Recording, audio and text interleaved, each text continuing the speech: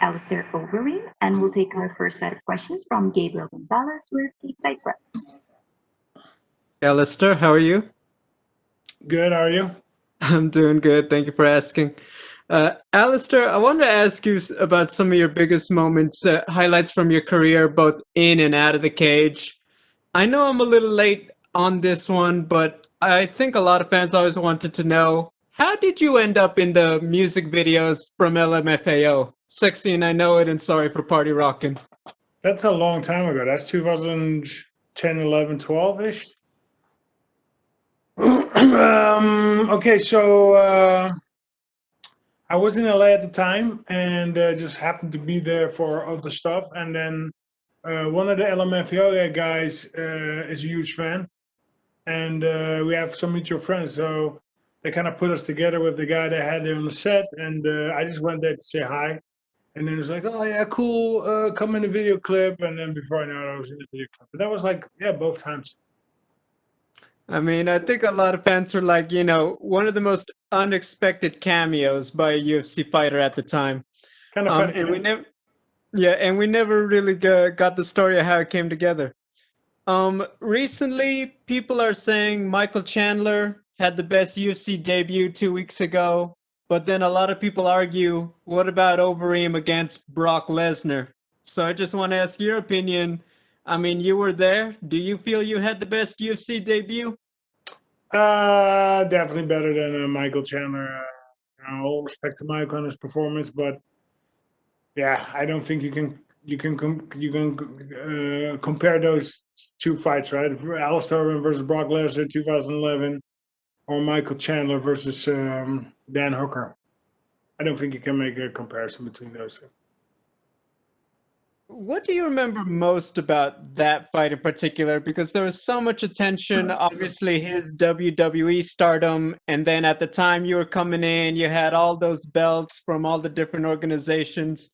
What do you remember years later about that whole experience? I remember everything very clear. And besides, we have the Reem, my online documentary, is doing that. I think it's season 2 finale, I think. So we got you, if you want to go and check that out, it's going to be on there, right? So, yeah, there was like a lot of things going on. It was crazy. I came off with the Verdun win, and then before that, the K1 Grand Prix win, and the Dream win, the Dream title win. And yeah, it was a very hectic time. A lot of moving parts. I was moving to the States.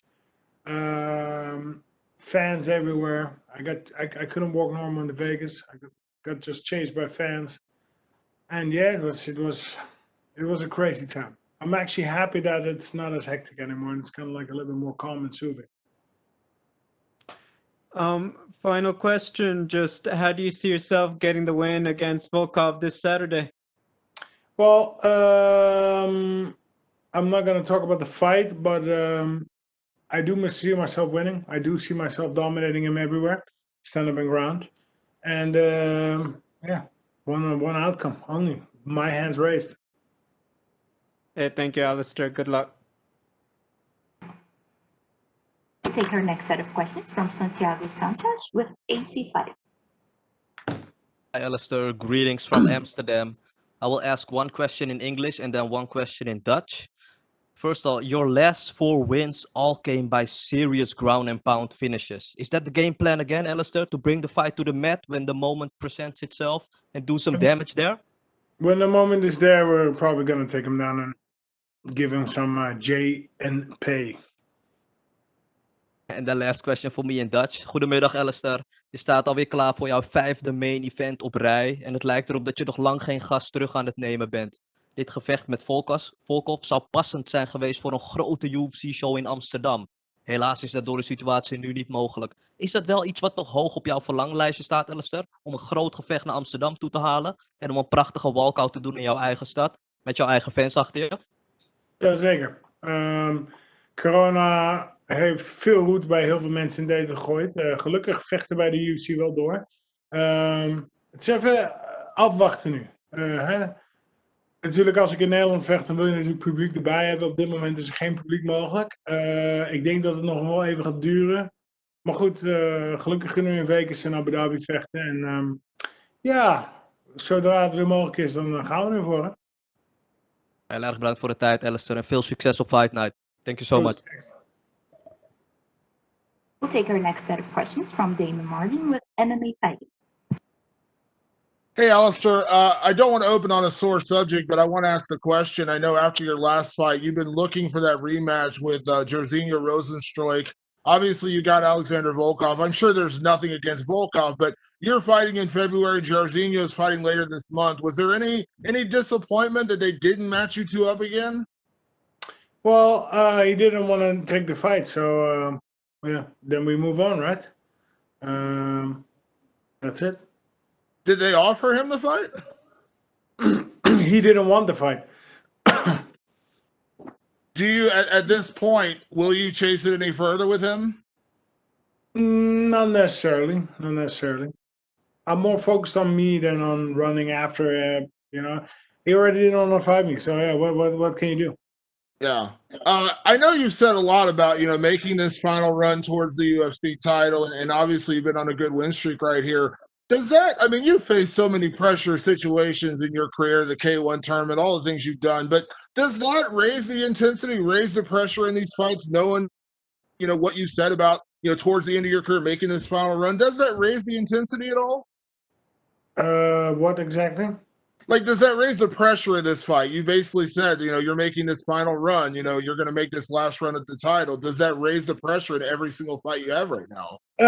No, not really. Listen, I'm enjoying myself. I'm enjoying the walkout, the fight, and everything that comes with it. So there is not really pressure, and I think that pressure also doesn't improve your performance. So there wouldn't be any pressure. Of course, the pressure is always kind of there, but I'm just enjoying it.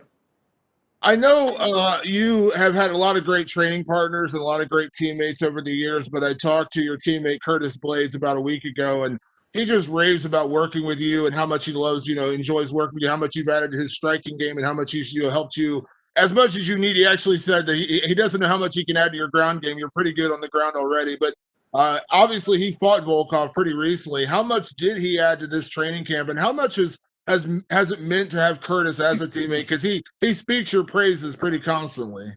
Yeah, Curtis is great. He is one of my best training partners ever. Very humble giant. I do believe we lift each other up. And yes, he fought Volkov, so of course there's going to be some tips and some pointers there. And yeah, other than that, we push each other in a positive way. Last one for me, as you mentioned, you're making this final run at the title. Are you showing patience in that run? And the reason I ask that question is because obviously we know we got Stipe and Ngannou fighting in March, and then John Jones is supposed to get the next title shot. Obviously, your teammate Curtis Blades is right there as well. I mean, are you willing to show patience for this title shot, knowing it may take a couple, 3 more fights depending on how this plays out? Let's fight Saturday and see what happens there. And then afterwards we'll talk again. Thank you, Alistair. We'll take our next set of questions from Sumik Data with Sportskeeda. Hey, Alistair, welcome back and hope you're doing well. Yes. So, you've said that this would be a final run for a shot at the title. You're coming into this fight on the back of 2 big wins. How many more wins do you think you're going to need to get that title shot? I believe after this win we can start talking about it. So this one, maybe 2. Now, there has been a lot of talks of John Jones possibly fighting for the title later this year. If you go on to win these many fights, do you somewhat fear that the UFC might give him the shot ahead of yourself? Yeah, I mean that could happen. There could be some waiting involved. I don't know, right? Nobody knows. Let's just focus on Saturday and see what happens. So, the next heavyweight title fight, as we know, will be between Stipe Miocic and Francis Ngannou at UFC 260. You faced both men in the past. What are your predictions for that fight? I could see maybe Stipe taking it again, but either, both are tremendous athletes, so it can go either way. And last question from me. You mentioned recently that if you win the belt, you would retire immediately announce retire. By that, did you mean that you're going to retire inside the octagon itself, or like do you plan on holding the belt for a few weeks and then eventually, vacate the title? I don't know yet. Good question though, but I don't know yet. Okay, look forward to fight this weekend and good luck to you, sir. Thank you. Who's? We'll take our next set of questions from Nikita Korsnin with Sport Express. Alistair, hello. Big honor speak to you. How are you? Alistair, I'm very good, thank you. Alistair, you have 11 fights with Russian fighters and 8 wins. Can you recollect the most memorable one? I mean, Igor Vovchansian, right? Alexei Oleinik. What's the guy's name? Orlovsky was there. It's been a lot of Russians in the night that you talk about it. It's been a lot of Russians. Alistair, you probably the best knee striker in MMA history. You have 11 knockouts with that amazing knee, stepping knee to the body. How you developed such amazing technique? It's a Netherlands school or what's the secret? Well, it's a Muay Thai knee, right? Originally from Thailand. But I used to have this Dutch coach, Lucien Carbin, and he had all the Muay Thai techniques. So I would train a lot of knees with him. But before that, I already had some knees, a lot of knee victories. So yeah, just always train my knees. What openings do you special need to land this knee? Well, it's good from the clinch, but also when you're punching and then throw the knee unsuspected, it's also effective. Alistair, you have that some really interesting tendency to lose fights when you win them, and against fighters that you much more high class. That Antonio Bigfoot fight, Travis Brown fight, and Ben Rothfeld fight. You much more skillful guy than them. How do you think it's some mental or why you lost that fight? You should must win. How do you think?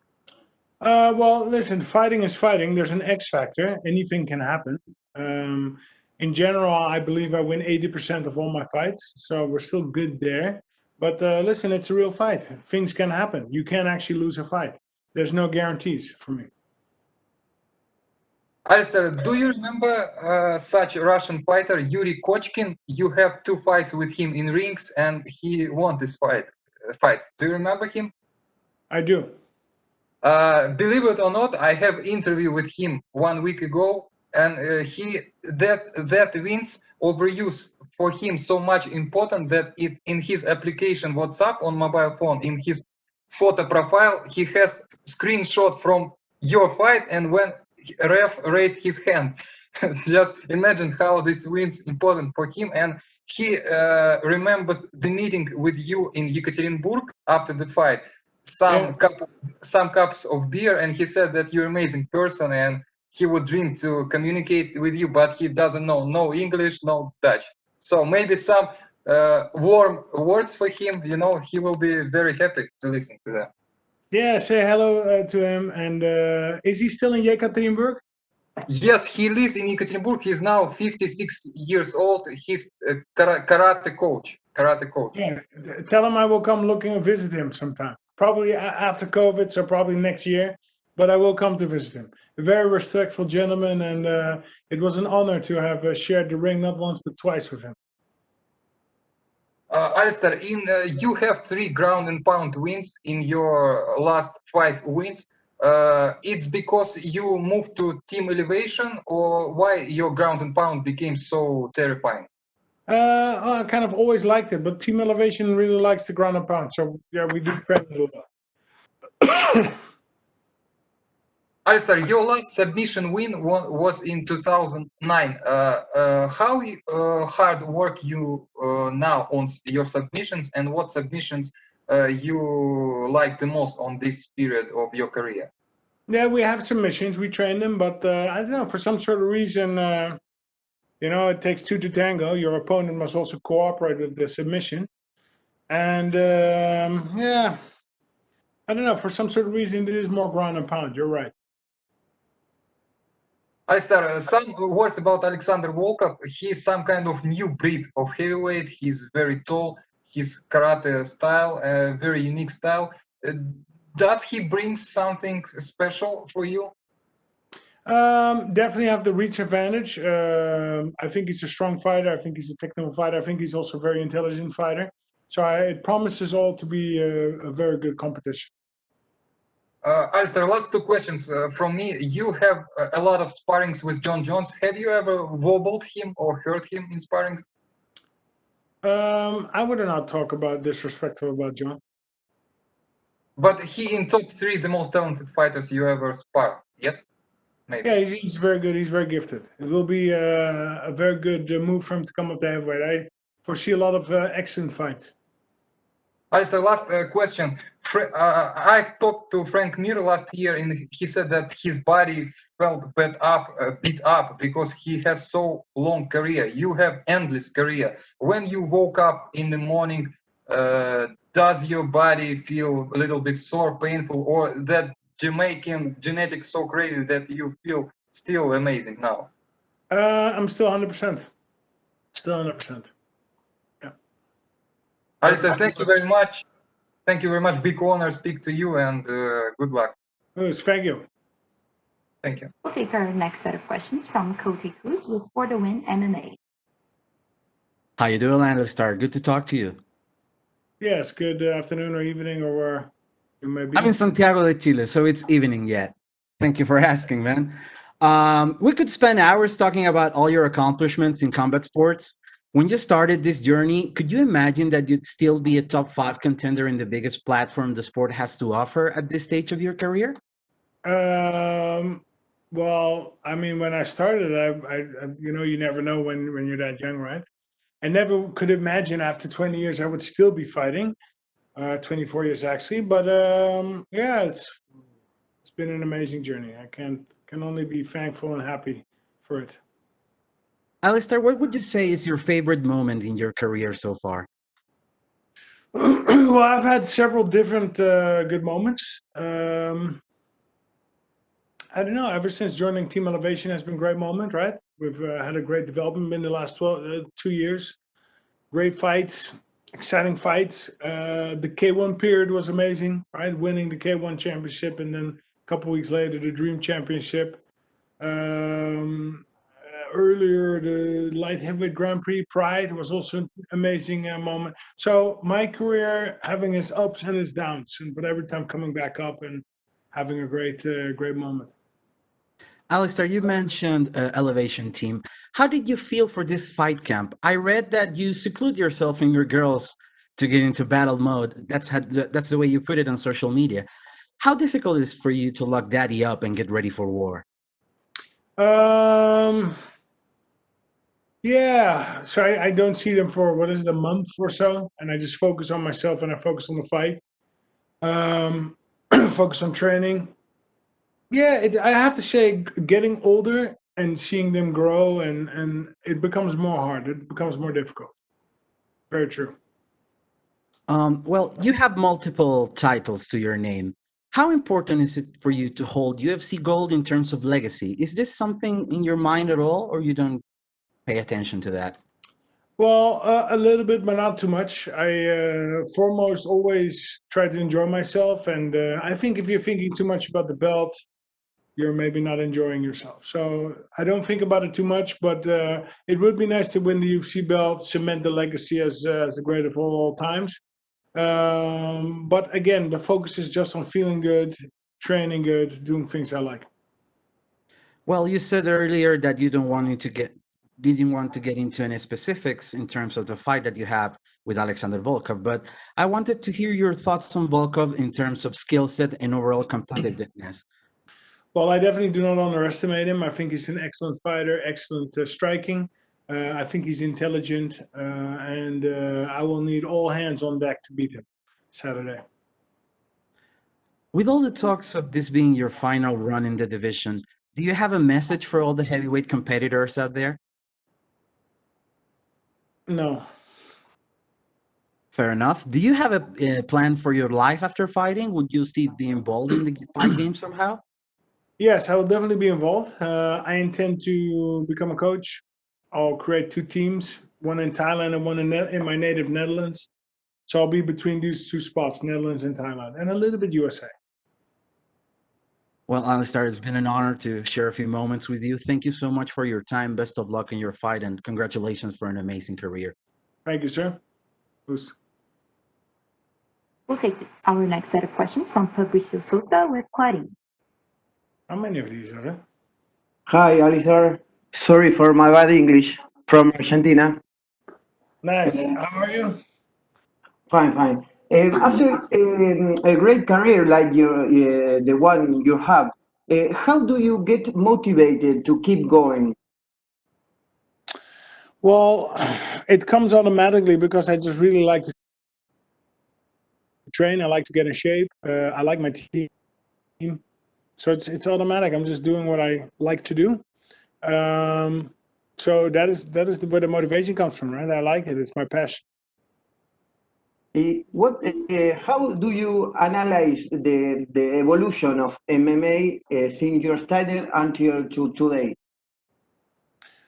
Well, I actually started as a second generation MMA fighter. Yes. In the beginning, MMA was more about the best style. Let's see what is the best style. I started the second generation, which was two styles, kickboxing and sambo wrestling. And I think right now we are hitting generation 5, maybe 6. Everybody's just fit. Everybody can do everything. Everybody's good standing up on the ground wrestling. Everybody's got good cardio, good conditioning. So it's further now. I think 5th or 6th generation. Okay. What should you watch out from Volkov inside the octagon? What is the danger of Volkov? Well, Danger has a striking. I think he's a very complete fighter. I think he's a very strong fighter, very fit fighter. So yeah, we will see what he has to bring this Saturday. In case if you win that fight, you think you could demand the title fight another next? Yeah. So after we win, we're close to the title, but maybe we need to win one more. So we will just focus on Saturday and wait to see what will come after. Right. What you think about the MMA of Latin America? Latin America has some strong fighters, right? Of course, Brazil, but also Argentina has some strong fighters. So it's coming up. Great to see. What do you know about Argentina, Alistair? Great steak. Okay. Well, thank you. Thank you very much. That's all we have for you today, Alistair. Thank you. Perfect.